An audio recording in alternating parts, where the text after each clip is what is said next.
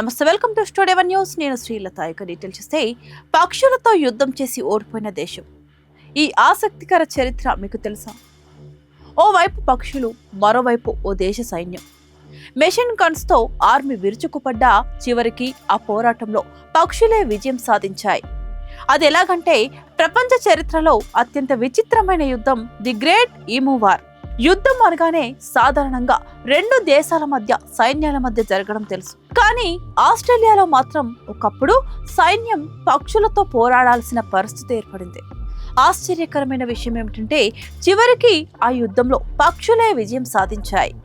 వినడానికి ఆశ్చర్యంగా ఉన్నా ఇది నిజం. 1932లో అసలు ఏం జరిగింది? 1932లో పశ్చిమ ఆస్ట్రేలియాలో ఈము పక్షుల సంఖ్య ఒక్కసారిగా పెరిగిపోయింది. వేల సంఖ్యలో ఉన్న ఆ పక్షులు పంట పొలాల్లోకి దూసుకెళ్లి గోధుమ పంటలను తీవ్రంగా నాశనం చేయడం ప్రారంభించాయి. దీంతో రైతులు తీవ్ర ఇబ్బందులు ఎదుర్కొన్నారు. పంటలు దెబ్బతినడంతో ప్రభుత్వాన్ని ఆశ్రయించి తమకు సహాయం చేయాలని కోరారు. రైతుల విజ్ఞప్తిని పరిగణలోకి తీసుకున్న ఆస్ట్రేలియా ప్రభుత్వం సమస్యను పరిష్కరించేందుకు సైన్యాన్ని రంగంలోకి దించింది. సుమారు 20,000 ఈము పక్షులను నియంత్రించేందుకు సైనికులు మెషిన్ గన్స్ తో ప్రత్యేక ఆపరేషన్ ప్రారంభించారు. సైన్యంపై ఈము పక్షుల విజయం. మొదట ఈ పని సులభంగానే పూర్తవుతుందని అధికారులు భావించారు. అయితే పరిస్థితి ఊహించిన దానికంటే పూర్తిగా భిన్నంగా ఉంది. ఈము పక్షులు చాలా వేగంతో పరిగెత్తడంతో పాటు ప్రమాదం గుర్తించిన వెంటనే చిన్న చిన్న గుంపులుగా విడిపోయి వేర్వేరు దిశల్లో పారిపోయేవి.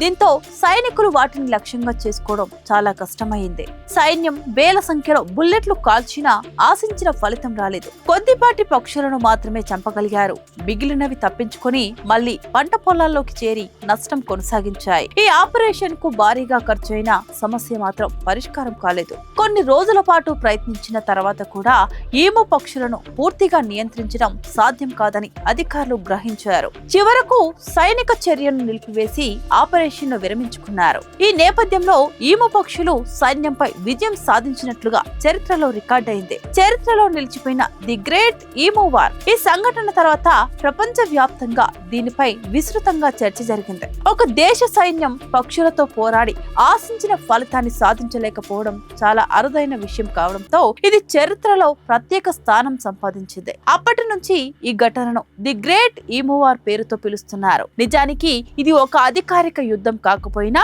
పక్షుల కారణంగా సైన్యం రంగంలోకి దిగడం, చివరకు వెనక్కి తగ్గడం వంటి పరిణామాల వల్ల ఈ సంఘటన ప్రపంచ చరిత్రలో అత్యంత విచిత్రమైన ఘటనల్లో ఒకటిగా నిలిచిపోయింది.